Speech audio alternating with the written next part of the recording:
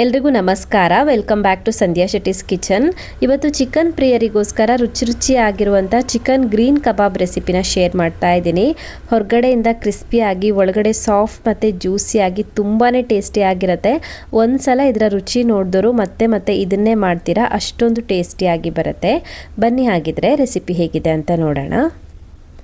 Chicken green ಕಬಾಬ್ ಮಾಡೋದಕ್ಕೆ ನಾನಿಲ್ಲಿ ಅರ್ಧ kg ಆಗೋಷ್ಟು ಚಿಕನನ್ನು ತೊಗೊಂಡಿದ್ದೀನಿ. ಫಸ್ಟಿಗೆ ಗ್ರೀನ್ ಮಸಾಲೆನ ರೆಡಿ ಮಾಡ್ಕೊಳ್ಳೋಣ. ಗ್ರೀನ್ ಮಸಾಲೆ ರುಬ್ಕೊಳ್ಳೋದಕ್ಕೆ ಒಂದು ಮಿಕ್ಸಿ ಜಾರಿಗೆ 6 ಹಸಿಮೆಣಸಿನ್ಕಾಯಿನ ಹಾಕ್ಕೊಂಡಿದ್ದೀನಿ. ಒಂದು ಬೆಳ್ಳುಳ್ಳಿ ಗಡ್ಡೆದು ಸಿಪ್ಪೆ ತೆಗೆದುಬಿಟ್ಟು ಹಾಕ್ಕೊಳ್ಬೇಕು. ಒಂದು ಇಡೀ ಬೆಳ್ಳುಳ್ಳಿ ಗಡ್ಡೆನ ತೊಗೊಂಡಿದ್ದೀನಿ. ಹಾಗೆಯೇ 4 ಪೀಸ್ ಆಗೋಷ್ಟು ಶುಂಠಿನ ಹಾಕ್ಕೊಳ್ತಾ ಇದ್ದೀನಿ. 4 ಸಣ್ಣ ಪೀಸು ಶುಂಠಿ ತೊಗೊಳ್ಬೇಕು. ಹಾಗೆಯೇ 10 ರಿಂದ 12 ಪುದೀನ ಎಲೆಗಳನ್ನು ತೊಗೊಳ್ಬೇಕು. ಪುದೀನ ಜಾಸ್ತಿ ಬೇಡ, ಲೆಕ್ಕ ಮಾಡಿ 10 ರಿಂದ 12 ಎಲೆಗಳನ್ನು ಹಾಕ್ಕೊಳ್ಳಿ, ಸಾಕಾಗತ್ತೆ. ಕೊತ್ತಂಬರಿ ಸೊಪ್ಪು ಸ್ವಲ್ಪ ಜಾಸ್ತಿನೇ ಬೇಕಾಗತ್ತೆ. ನಾನಿಲ್ಲಿ ಒಂದು ಮುಷ್ಟಿ ಆಗೋಷ್ಟು ಕೊತ್ತಂಬರಿ ಸೊಪ್ಪನ್ನು ಹಾಕ್ಕೊಳ್ತಾ ಇದ್ದೀನಿ. ಹಾಗೆ 2 ಚಮಚ ಆಗೋಷ್ಟು ನಿಂಬೆಹಣ್ಣಿನ ರಸ ಹಾಕ್ಕೊಳ್ಬೇಕು. ಇದಕ್ಕೆ ಅರ್ಧ ನಿಂಬೆಹಣ್ಣನ್ನು ಯೂಸ್ ಮಾಡಿದ್ದೀನಿ ನಾನು. 2 ಚಮಚ ರಸ ಬೇಕಾಗತ್ತೆ. ಇದಕ್ಕೆ ಎಕ್ಸ್ಟ್ರಾ ನೀರು ಹಾಕ್ಕೊಳ್ಳೋ ಅವಶ್ಯಕತೆ ಇಲ್ಲ, ನಿಂಬೆಹಣ್ಣಿನ ರಸ ಹಾಕಿದ್ದೀವಲ್ವ. ಹಾಗೆಯೇ ನುಣ್ಣಗೆ ರುಬ್ಕೊಳ್ಬೇಕು ಮಸಾಲೆನ.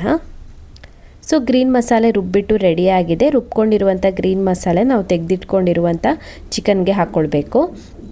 ಹಾಗೆಯೇ ಇದಕ್ಕೆ ರುಚಿಗೆ ತಕ್ಕಷ್ಟು ಉಪ್ಪನ್ನು ಹಾಕ್ಕೊಳ್ಬೇಕು. ಅರ್ಧ ಟೇಬಲ್ ಸ್ಪೂನ್ ಆಗೋಷ್ಟು ಕಾಳುಮೆಣಸಿನ ಪುಡಿನ ಹಾಕ್ಕೊಳ್ಬೇಕು. ಅರ್ಧ ಚಮಚ ಆಗೋಷ್ಟು ಹಾಕ್ಕೊಳ್ಳಿ ಬ್ಲ್ಯಾಕ್ ಪೆಪ್ಪರ್ ಪೌಡರ್ನ. 2 ಟೇಬಲ್ ಸ್ಪೂನ್ ಆಗೋಷ್ಟು ಮೈದಾ ಹಿಟ್ಟನ್ನು ಹಾಕ್ಕೊಳ್ತಾ ಇದ್ದೀನಿ. ಇದಕ್ಕೆ 1 ಟೇಬಲ್ ಸ್ಪೂನ್ ಆಗೋಷ್ಟು ಕಾರ್ನ್ಫ್ಲೋರ್ನ ಹಾಕ್ಕೊಳ್ಬೇಕು. ಕಾರ್ನ್ಫ್ಲೋರ್ ಹಾಕೋದ್ರಿಂದ ಕೋಟಿಂಗ್ ಚೆನ್ನಾಗಿ ಬರುತ್ತೆ. 1 ಟೇಬಲ್ ಸ್ಪೂನ್ ಆಗೋಷ್ಟು ಅಕ್ಕಿ ಹಿಟ್ಟನ್ನು ಹಾಕ್ಕೊಳ್ಬೇಕು. ಅಕ್ಕಿ ಹಿಟ್ಟು ಹಾಕೋದ್ರಿಂದ ಕಬಾಬ್ ಕ್ರಿಸ್ಪಿಯಾಗಿ ಬರುತ್ತೆ.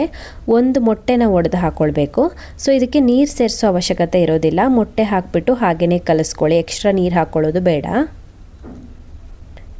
ಸೊ ಕಲಸಿ ಆದ ನಂತರ ಇದನ್ನ ಇವಾಗ ಅರ್ಧ ಗಂಟೆ ಹಾಗೆಯೇ ಬಿಟ್ಬಿಡೋಣ ಮ್ಯಾರಿನೇಷನ್ಗೆ. ಅರ್ಧ ಗಂಟೆ ಆಗಿದೆ. ಚಿಕನ್ ಪೀಸ್ಗಳು ಚೆನ್ನಾಗಿ ಮ್ಯಾರಿನೇಟ್ ಆಗಿದೆ. ಇವಾಗ ಬಾಣಲಿನಲ್ಲಿ ಎಣ್ಣೆ ಕಾಯಿಸ್ಬಿಟ್ಟು ಎಣ್ಣೆ ಒಂದ್ಸಲ ಪೂರ್ತಿಯಾಗಿ ಕಾದ ನಂತರ ಉರಿನ ಮೀಡಿಯಮ್ ಫ್ಲೇಮಲ್ಲಿ ಇಟ್ಕೊಳ್ಬೇಕು. ಉರಿನ ಮೀಡಿಯಮ್ ಫ್ಲೇಮಲ್ಲಿ ಇಟ್ಕೊಂಡು ಮ್ಯಾರಿನೇಟ್ ಆಗಿರುವಂಥ ಕಬಾಬ್ ಪೀಸ್ಗಳನ್ನು ಹಾಕಿ ಇದನ್ನು ಡೀಪ್ ಫ್ರೈ ಮಾಡ್ಕೊಳ್ಬೇಕು. 10 ನಿಮಿಷದವರೆಗೂ ಮೀಡಿಯಮ್ ಫ್ಲೇಮಲ್ಲಿ ಡೀಪ್ ಫ್ರೈ ಮಾಡ್ಕೊಳ್ಬೇಕು. ಒಂದ್ಸಲ ಎಲ್ಲ ಪೀಸ್ಗಳನ್ನು ಹಾಕಿ ಆದ ನಂತರ ಈ ಥರ ಒಂದ್ಸಲ ತಿರುಗಿಸಿ ಹಾಕ್ಕೊಳ್ಳಿ. ಸೌಟಲ್ಲಿ ಸ್ವಲ್ಪ ಡ್ರೈ ಆಗಲಿ, 1 ನಿಮಿಷ ಬಿಟ್ಬಿಟ್ಟು ನಂತರ ತಿರುಗಿಸಿ ಹಾಕ್ಕೊಳ್ಳಿ. ಇಲ್ಲಾಂದರೆ ಸೌಟ್ಗೆಲ್ಲ ಅಂಟ್ಕೊಳ್ಳುತ್ತೆ ಮಸಾಲೆ. ಗ್ರೀನ್ ಮಸಾಲೆ ಅಲ್ವಾ, ಸ್ವಲ್ಪ ಡ್ರೈ ಆಗೋದಕ್ಕೆ ಟೈಮ್ ತೊಗೊಳುತ್ತೆ. ಸೊ ಪೂರ್ತಿಯಾಗಿ ಫ್ರೈ ಆಗೋವರೆಗೂ ಇದೇ ಥರ ಸೌಟಲ್ಲಿ ತಿರುಗಿಸಿ ಹಾಕ್ಕೊಳ್ತಾ ಇರಬೇಕು. ಮಿಕ್ಸ್ ಮಾಡ್ಕೊಳ್ತಾ ಫ್ರೈ ಮಾಡ್ಕೊಳ್ಳಿ. 10 ನಿಮಿಷ ಮೀಡಿಯಮ್ ಫ್ಲೇಮಲ್ಲಿ ಫ್ರೈ ಮಾಡ್ಕೊಂಡ ನಂತರ ಲಾಸ್ಟಲ್ಲಿ 1 ನಿಮಿಷ ಹೈ ಫ್ಲೇಮಲ್ಲಿ ಫ್ರೈ ಮಾಡ್ಕೊಳ್ಳಿ. ಈ ಥರ ಕೊನೆಯಲ್ಲಿ ಹೈ ಫ್ಲೇಮಲ್ಲಿ ಫ್ರೈ ಮಾಡೋದ್ರಿಂದ ಕಬಾಬ್ ಜಾಸ್ತಿ ಕ್ರಿಸ್ಪಿಯಾಗಿ ಬರುತ್ತೆ. ಸೊ ಪೂರ್ತಿಯಾಗಿ ಫ್ರೈ ಆಗಿದೆ. ಇದು ರಿಮೂವ್ ಮಾಡ್ಕೊಳ್ಳೋಣ ಪಾತ್ರೆಯಿಂದ. ಕಬಾಬ್ ಎಷ್ಟು ಪರ್ಫೆಕ್ಟಾಗಿ ಫ್ರೈ ಆಗಿದೆ ನೋಡಿ. ಹೊರಗಡೆಯಿಂದ ಕ್ರಿಸ್ಪಿ ಆಗಿರುತ್ತೆ, ಒಳಗಡೆ ಜ್ಯೂಸಿಯಾಗಿ ಸಾಫ್ಟಾಗಿ ತುಂಬಾ ಚೆನ್ನಾಗಿರುತ್ತೆ. ತಿನ್ನೋದಕ್ಕೆ ರೆಸ್ಟೋರೆಂಟಲ್ಲಿ ಮಾಡೋದಕ್ಕಿಂತಲೂ ಚೆನ್ನಾಗಿ ಬರುತ್ತೆ. ಸೊ ನೀವು ಚಿಕನ್ ಇಷ್ಟಪಡೋರಾದರೆ ಈ ಕಬಾಬ್ ನಿಮಗೆ ಖಂಡಿತ ಇಷ್ಟ ಆಗುತ್ತೆ. ಅಷ್ಟೊಂದು ಟೇಸ್ಟಿಯಾಗಿ ಬರುತ್ತೆ ಇದು. ಒಂದ್ಸಲ ಮಿಸ್ ಮಾಡದೆ ಟ್ರೈ ಮಾಡಿ ಇದನ್ನು. ರೆಸಿಪಿ ಹೇಗಿದೆ ಅಂತ ಕಮೆಂಟಲ್ಲಿ ತಿಳಿಸಿ. Thank you for watching my video. ನಿಮಗೆ ವಿಡಿಯೋ ಇಷ್ಟ ಆಗಿದ್ದರೆ ವಿಡಿಯೋಗೊಂದು ಲೈಕ್ ಕೊಡಿ, ಕಮೆಂಟಲ್ಲಿ ಹೇಗಿದೆ ಅಂತ ತಿಳಿಸಿ. ಇನ್ನು ಹೆಚ್ಚಿನ ವಿಡಿಯೋಗಳಿಗೆ ನನ್ನ ಯೂಟ್ಯೂಬ್ ಚಾನಲನ್ನು ಸಬ್ಸ್ಕ್ರೈಬ್ ಮಾಡ್ಕೊಳ್ಳೋದನ್ನು ಮರಿಬೇಡಿ.